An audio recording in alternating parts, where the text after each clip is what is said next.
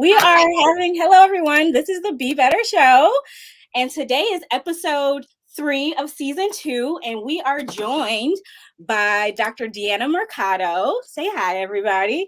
And Dr. Deanna, I'm so excited to have her on. Dr. Deanna is an absolute rock star in a gym. She has helped me personally to be better, the name of the show, to be better at working and to successfully leave my job at the end of the day and go home and chart. So that's part of why I actually had to leave my last job, was because I really struggle with charting. And we'll explain, how she helps doctors in that way. So let me introduce her. I'm super excited to have her on. I'm so thankful that she joined me and grateful. So Dr. Deanna Mercado is a family medicine physician, clinical medical director, and chief medical officer. She's also the founder of Overachieve Life Coaching. Prior to discovering coaching, Deanna typically had 200 charts open, me too, and a graveyard of unfinished projects. But that has changed, and now she's on a mission to empower physicians and medical students, create systems that are simple to implement with ADHD, support their zone of genius, and reclaim 5 to 10 hours per week. Can you imagine what that adds up to of their personal life? Her clients learn to leave work at work. That was me. And she is happily married with 2 preschool age children and enjoys travel, painting, Zumba, yoga nidra meditation, and exploring different cultures. Welcome, Dr. Mercado.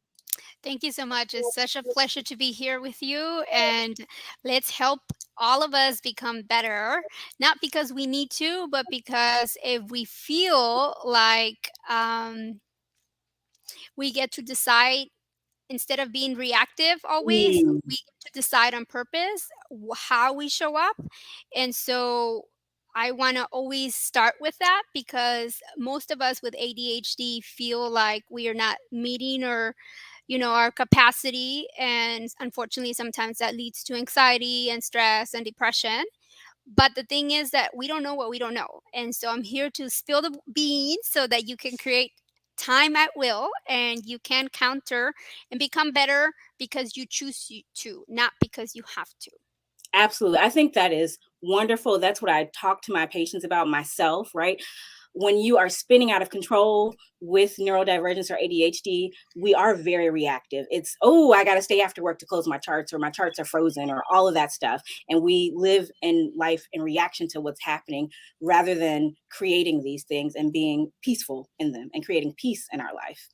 So I'm Yes. super excited. So one of the things first, before we talk about the tips, let's first kind of lay the groundwork to recognizing ADHD in ourselves, our children, and our colleagues. I know that's something you've actually given talks on. Is your zone of genius? Yes.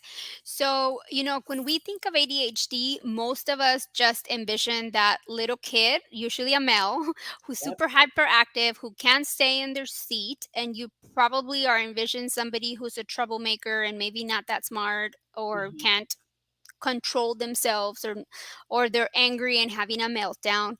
The thing is that that's one piece of the story. That's not the whole story.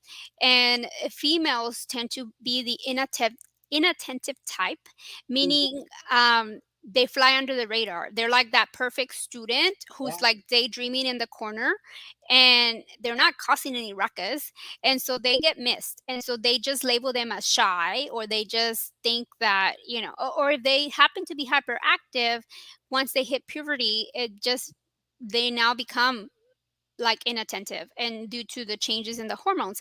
And so it's important to say all this because if you feel like you're not meeting your potential, meaning you know what you want to do, but you just can't seem to get yourself to do it because of time blindness, or because you feel like you're always procrastinating and leaving everything to the last minute, and all of a sudden it just kind of comes together, and then you're like spent for the next few days. Or if you're somebody who um, some things that you're interested in, you like way excel and you way overuse time. Like maybe you thought it was going to take you 30 minutes and like 2 hours later, here we are, right? Mhm.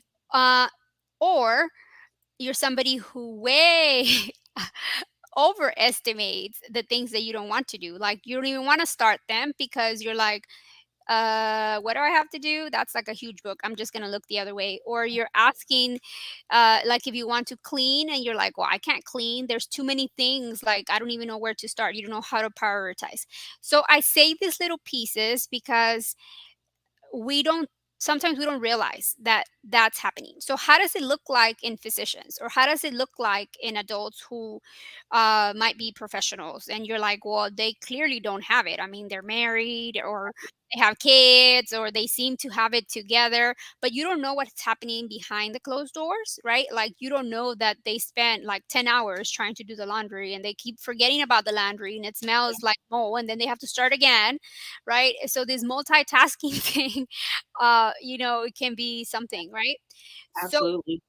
with physicians, you might know somebody, or you might be somebody who you're not even aware, but maybe you get that email all the time that you're 300 charts behind, or that you're not billing in time, or you're 3 or 4 hours behind, or that you're rude, or you're perceived as being all over the place, or you're too talkative, or you're too confrontational. And Yeah. the thing is that sometimes we're impulsive, right? But we have that sense of like inner ethic, that when we see something that's not working, like before we can think about it, like we already said out loud what somebody else was thinking. And so we really want to change the system, because the system is not functioning for us. And so we either get labeled as the person who saves the practice, or the person who just Right. can't fit into the practice, right? Because you're either like really cool, or you're like really the troublemaker. And Right. so I say all this because if you notice you have a colleague who is constantly showing up late, or constantly can't sit still in a meeting, or who's constantly interrupting, it's not that they're trying to be rude, it's just that they're trying really hard to stay active in the conversation. And if you feel like they're all over the place, it's because that's how their brain is thinking sometimes. They jump from one to one to one to one. But at the same time, they're really intuitive. Like, they just know shit. You don't Yeah. know why they know it. And if you ask them and they can't tell you why they know it, it's because somewhere, one time, we probably went and learned and hyper focused on something. We don't even remember where we learned it, but we just know it. And so sometimes we have that self esteem or self imposter syndrome that shows up, where we keep criticizing ourselves because, quote unquote, we're not following the ideal way that other people are following. But I keep telling people that ADHD is kind of like being left-handed. And so, and you're living in a right-handed world, right? And so you don't know that you're left-handed, and you don't know that they keep giving you a right hand Mm. pencil and a right hand desk, right? And so you're trying your best, and even though you're trying your best, like, you always feel like you missed the mark. And and the problem is that you get so close because maybe you were motivated to reach that mark for yourself or for somebody else, but because you don't, it's like you live with this sense of like almost close enough, but kind of sense of a failure. So what if they gave you a left-handed desk, left-handed pen, right? And all of a sudden you understand your brain and you create safety nets for yourself. And so that's what I'm all about, trying to educate people. I myself didn't know all of this 2 years ago. I was kind of ignoring my own ADHD for the past 10 years because I got told by a physician that I should know better, that I was going to outgrow it. And I didn't question Oh it. God. Yeah, I didn't question it because I thought, okay, well, I'm not the specialist. Like, they know. And so, of course, now I know that that's not the case. But that's important because I want to leave with you the fact that if maybe you're diagnosed with ADHD, or sorry, if you're diagnosed with anxiety or depression, and you think maybe something else is going on and the meds that you're on are not working, and you still feel like you're all over the place, you might want to go get a second opinion, right?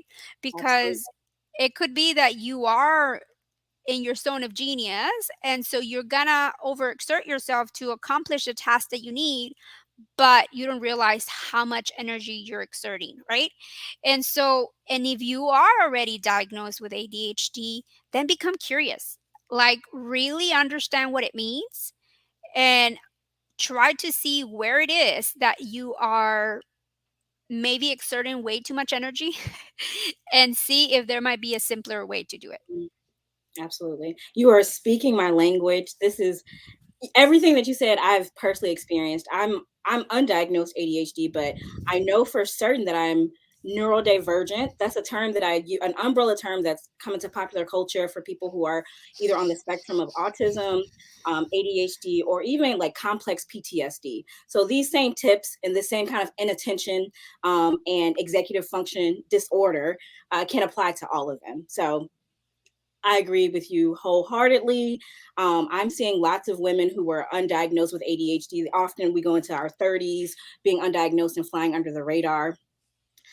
So true. The next question I want to ask before we get into your main subject is, and this is because this is your zone of genius. What are some consequences of untreated ADHD or being undiagnosed? Because I know that these pain, you know these pain points really well. Yes. So of course, time, right? And time, and I also call it the ADHD tax. Yes, What? huh. I'm gonna tell you about my tax today, but yes, yes, So tax could be time, but it could really be money, yes, right? literally. Or it could be relationships, right? Yes. Oh my God. OMG. Emotional drama, right? And Absolutely. and it's like we just attract shit. Like we don't know Yes. why. Yeah. We're just in the middle of it. Yeah. And so what happens is that we'll forget to set our cards on automatic Yeah. payment, and then we get hit with fees. We'll forget we need to like renew a very important Yeah. license, or we'll forget to change your tires or look at our tires, or we'll forget to change the oil change, right? Yep. We'll forget to renew like our insurance for the Yep. house or whatever, right? Or we'll forget to book that flight, or we'll miss the damn flight, like Yeah.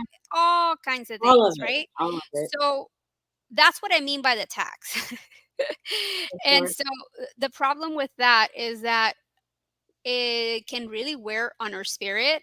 It can really wear on our energy, and it can really get us into trouble because there might be lots of misinterpretations that happen. Sure. And what happens is that we all want to belong, whether we have ADHD or not. Like that's an innate feeling that we need. We want to be loved and be in community, right? And Mhm. so unfortunately we start masking Yes. whenever, instead Yes. of saying no to things that we should not be saying yes to. We don't want to upset anybody, and then all of a sudden we end up in so much things that we shouldn't have been in, and guess what, we're mad, we're Yep. resisting, we're uh, Resentful. Yep. resentful, and then we're like ashamed that we didn't say no, and then we feel guilty that Yep. we're in here but we're not, our heart's not really in it. And okay, all kinds of time, drama, money. So that's what but the most important thing that I want to answer with that question is that the body is going to get what it needs. What do I mean? If you have ADHD, you're low with dopamine, so your body is going to go get Yes. dopamine by overeating anything sugary. Yes. Yes. Yes. You're Yes. Yes. gonna go have wine. You're gonna, Yes. unfortunately, you might have cocaine, you might have Yes. heroin, you might have. So it's a risk for substance abuse. It's Absolutely. not that now you're on the meds and now you wanna be addicted to these meds. No, no, no. Get it right. Mhm. Because you're not on the meds, the body is gonna Yep. ask you for what you need, and now that increases the risk of you actually being in trouble with the law. Absolutely. And what happens is that like 30 to 40% of people in jail end up in jail and they have undiagnosed ADHD Absolutely. because they were doing something impulsively. Maybe they were reckless driving. Maybe they accidentally went and had cocaine or heroin because that lets them focus or calms them down, whatever. Sure. And get this right, I'm not saying that I'm giving them a high pass. No, I'm just saying that the It's body's going to yeah. go get what it needs. But when you realize that it's not that different, right? If you have diabetes and it's uncontrolled, why does your body keep telling you to go eat more sugar? I mean, in your Right. brain, you know that's not what you need. You know that, but your body keeps asking you to go get it. Why? Because there's so much sugar in your bloodstream that the pancreas cannot keep up with how much insulin it needs to Yep. create to bring that sugar into each of your cells to give you energy. And so it assumes there's no sugar anywhere. Let's make some more, even though it's flooded with how much sugar is in the blood, right? Same Absolutely. same thing with you have iron. The body's gonna tell you go eat some dirt. And it's not like you're being Yeah. dirty, it's just that there's iron in the dirt. So it's gonna ask you for what you need. So you could imagine that you need to start that project, right? You know it's in your best interest, but you feel guilty and embarrassed and ashamed that you don't even know how to start that project, right? And Absolutely. so the problem then also becomes you become impulsive. So you might be reckless driving because you don't want to show up on time. It's not that you don't want to, it's just that we hate Right. spending or feeling like we're wasting time. We don't want to be bored. So Yes. we're going to do one more thing, one more thing, Yes. one more thing. And then the most important thing that you really shouldn't have missed, you miss because Yes. your brain kept telling you one more thing because it Absolutely. was in doing those things it got you more dopamine Yes. and then you were gonna do the big thing, but then you missed the boat. Absolutely. It's happened to me so many times. Absolutely. And more importantly, the biggest reason why you need to get this diagnosis if you don't have it is because if you don't have it, you don't know that you're being impulsive, and it can increase the risk of you actually dying 10 to 21 years earlier than That's it. somebody without ADHD. It affects your mortality. That's it. Yeah. Really Yes, important. yes. And so I want you guys to take away from here that I'm not here to promote meds. I'm just here to say that once you have the diagnosis, you have to use all the tools, whether it's meds, whether it's coaching, whether Right. it's therapy, Yes. whether it's being in a group, whether it's exercising, whether it's meditating, whether it's a low carb diet. You better You come need on. to Yes. use all of them Yeah. because the problem is that meds are like but one part of the solution, and they're not going to regulate your emotional dysregulation and all these things that I just told you that are still the ADHD tax. It's just going to be you went from having 25 tabs to 5. And so Absolutely. you still have some there, but y'all Right. know if y'all turn on the computer and you have 25 tabs, it's so slow, right? And so Oh, that's how our brain feels, right? It feels like molasses, right? So then you're no. like, Oh, where's the energy drink? Where's the like no. the coffee? Where's the wine, right? And so Right. you could Right. see Where's the that cocaine? it becomes a spiral. You're like, I know I shouldn't be doing this, but I'm doing this, but Yeah. it's helping me function. And so you go back and forth. So Absolutely. it affects your mortality. Get the diagnosis. Absolutely. This is so wonderful. Like, what value you're bringing to patients, family, and friends. If you're currently watching, share this with someone, tag someone that needs to hear this because this is so, so good and so valuable. So next, let's talk about how can we create time at will. What's the secret? Yes. So the secret is you first have to acknowledge what's going on. Like you have to realize Yeah. where is it that I'm losing the time. Like if you're not, and again, not from a judgment place, but from a curiosity. Like Mhm. just step back. Like if you were viewing your life, if you were following yourself with a camera and see where. Like, did I get on Facebook for 2 hours? Did I get on Netflix? Did Yeah. I talk to my grandma and I didn't want to talk to my grandma? Like, did I go fight with my neighbor? Like, what did I do that drained my energy, drained my time, right? Drained my spirit? Like, what Mhm. happened? Where was it, right? So, if you have the awareness, then you have the acceptance. Okay, maybe this is a problem, Yes. right? So, awareness, acceptance. After the acceptance, you have to take action. Oh, I Like, love that. you have to. Like, if you Uh-huh. don't take action, you can't just dream for a better life. Like, you have to be willing to decide that you want a different result. Therefore, you need to do a different system. And Mhm. don't freak out that if you try something, it didn't work. Okay, it's not going to work the first time. It's like everything. Like, Absolutely. I mean, your parents were like, didn't say, "Oh my God, let's put it in the trash. She could only walk for 2 steps and then she fell." I mean, they were Very excited that you general. took those 2 steps, right? Right. And they knew that the more you practice, it's a muscle, right? It is a The more muscle. you practice, you're going to do it. So, awareness, after awareness, acceptance, Right. after acceptance, actions. And with that action, you then have to reevaluate again. Like, did that change that I did? Did it work or did not? What part worked? What part didn't? And so, this is how you can Yeah. create time. Because if you realize that executive function means, think about it like as a decision bank, right? So, in the morning when you're awake, if I were to call you and be like, "Okay, Catrice, do you want to have some wine with me at 7 a.m.?" You're going to be like, "You're crazy, Diana. What are Right. you thinking?" No, Right? But if I call you at 7 p.m., I might get a different response from you. absolutely. Why? Because you have already exhausted your executive or thinking decision. You went through like 10,000 decisions and some of them that you maybe didn't even need to do. Yeah. Why? Because if on Sunday you decided, I'm gonna plan out my week for my clothes. Like, I'm just gonna put on my Mhm. 5 Yeah. clothes, right? Yeah. And let's say you have kids.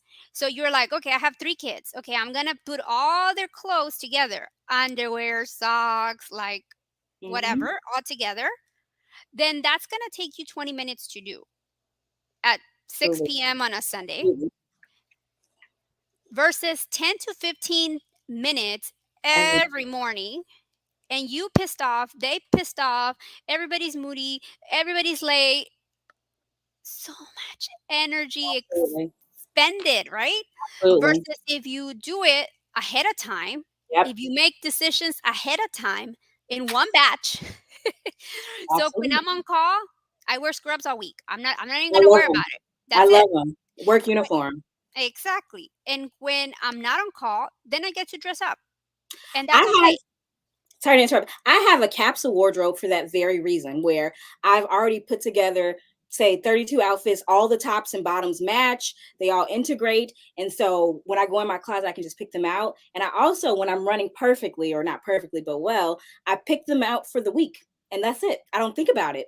And then it doesn't wear away my decision fatigue, or I don't get decision fatigue with making that same decision every morning of what do I feel like wearing? And now I can't choose Exactly. to not drink wine at the end of the day. Exactly. Yeah. And don't get me wrong, I'm not saying that you don't have to drink wine. Like, if you Yeah, yeah. decided that Obviously, we're that's speaking of something you want to yeah, do, for sure. now it's something that you have decided, not just something that has to happen so that you For can sure. function, Right. right? So that you can And make it. right, exactly. And so decisions ahead of time are being made from a part of the brain that is called the prefrontal cortex, which Yes. is your higher self, which Yes. is not your primitive self, which is not the monkey brain. The No. primitive self, the monkey brain, is your survival brain, right? Where you're just on fight or flight mode. And the other one, you're like in like, I'm a badass mode. Like, Yeah. you're in the Yeah. like, I got it together mode, right? And Absolutely. so for you, you said, what am I gonna wear? For me, it was, what am I gonna eat? Oh my Yes. God. Yeah.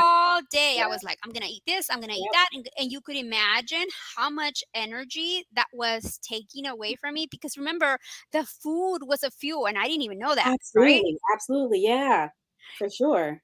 And So then so you now that I know, and now on purpose, like, you could totally do this to save time and money. Like on Saturday, Sunday, if you have a family, you could tell everybody, hey, what do y'all want to eat this week? And yep. like, everybody can do like a little post-it note, they tell you what it is, and Yep. you just play with it. You just put it like on, and then, Monday we're having this, Tuesday we're having that, da da da, and you made decisions together.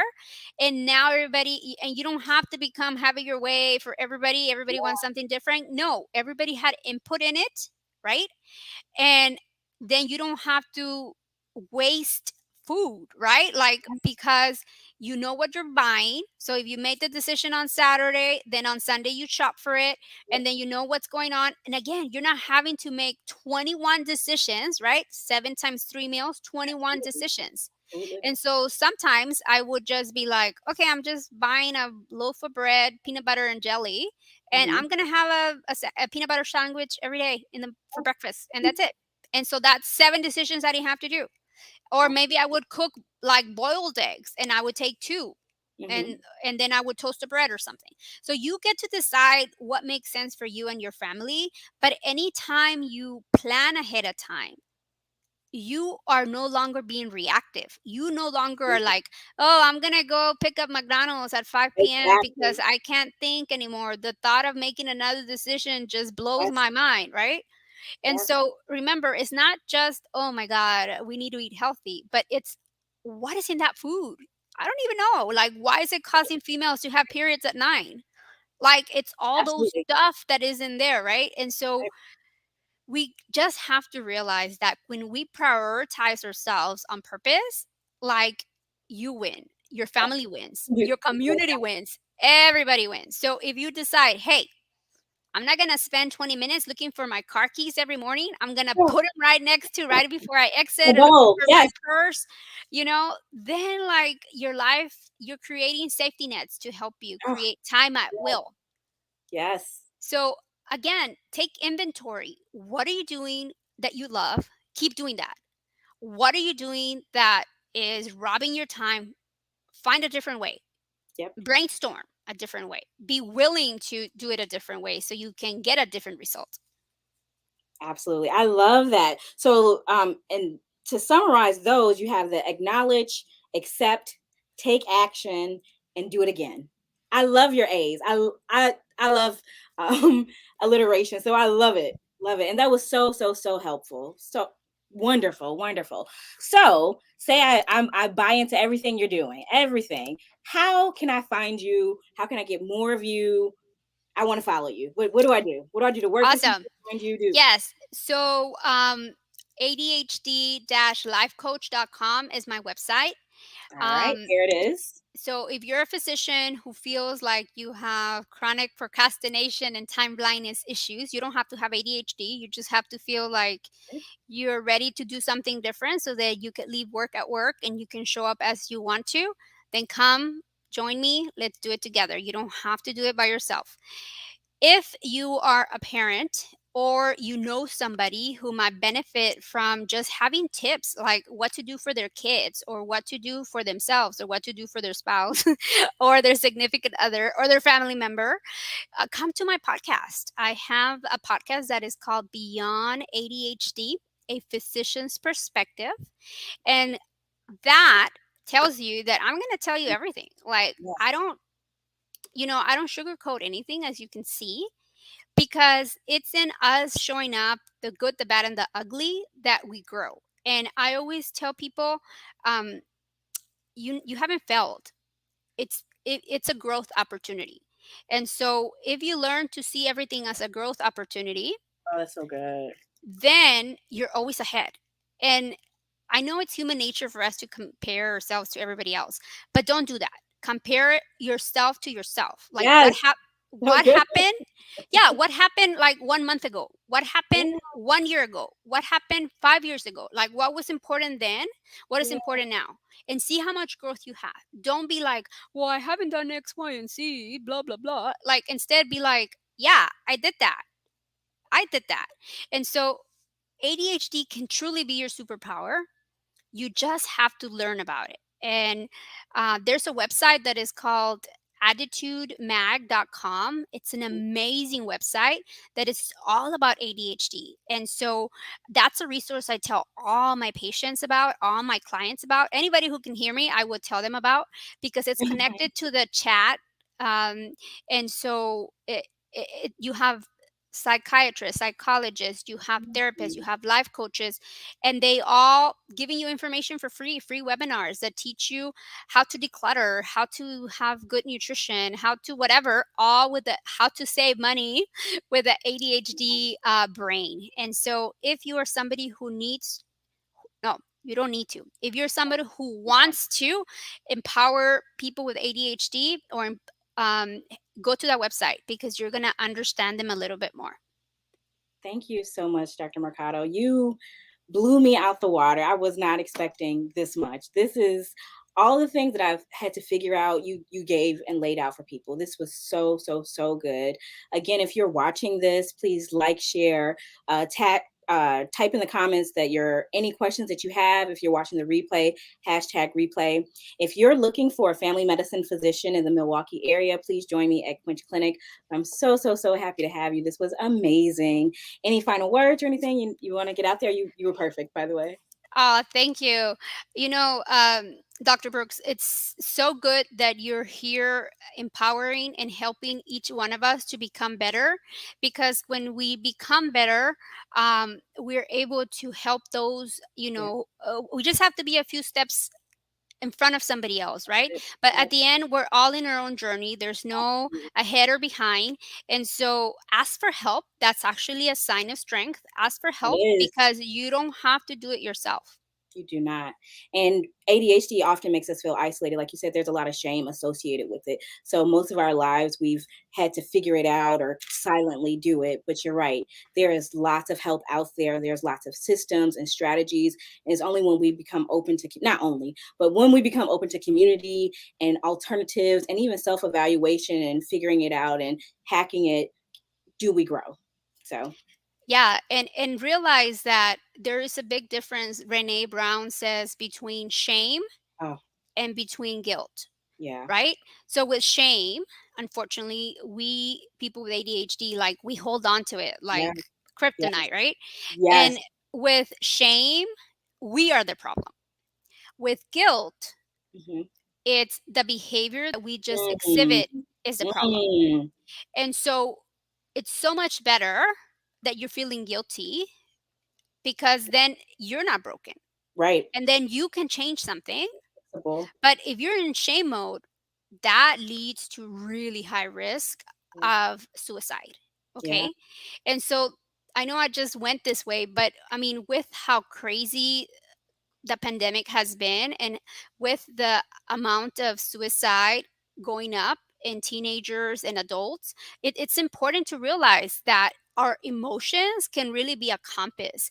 And so Oh, don't absolutely. make them don't make them mean anything, but it's in when Yes. we speak it up, when we speak out about it, whatever you think was the most shameless thing you've ever thought, I bet you a lot of people are gonna say, um, actually, no, let me tell you this part. And then it just normalizes it, right? Absolutely. And so Yeah. when you expose it, all of a sudden it doesn't have any power over you. So just share, and and come see Dr. Brooks, because she totally will treat you holistically, and Absolutely. there's Thank gonna you. be no judgment there, and you get to show up. Remember, guys, we can only be as helpful as the information that you bring to us.